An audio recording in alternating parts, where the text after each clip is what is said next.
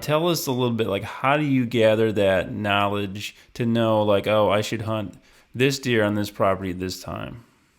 So every deer is different. I'll kind of take an example of the deer last year that I killed, a buck we called Chunk. It was a 5 year old. And he was a real homebody deer, one of my favorite kind of deer, one that just sticks around all the time. And then, you see him, tons of pictures of him. And the other thing that really helped with that deer is learning. I learned real quick over the last 2 summers before I hunted him that even as a 3 year old, he was just like challenging even the 5 year olds. He was just that bully, not afraid of any buck. So I had a real good feeling if I could ever get a decoy in front of that deer, it would. And this was a lot bigger field. This is a big hay field where this farmer doesn't allow me to put any food plots in there. So I pretty much hunt the white oak trees, the acorn trees in this middle draw, and I just kind of sit on the points of this big hay field. It's probably, I don't know, 20 acres or more.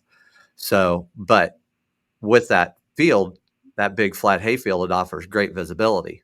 So that particular deer, I knew if I could get that decoy in front of him, which, that I was early rut, November 6th last year, and he come out in the field, kind of a little buck was following a doe.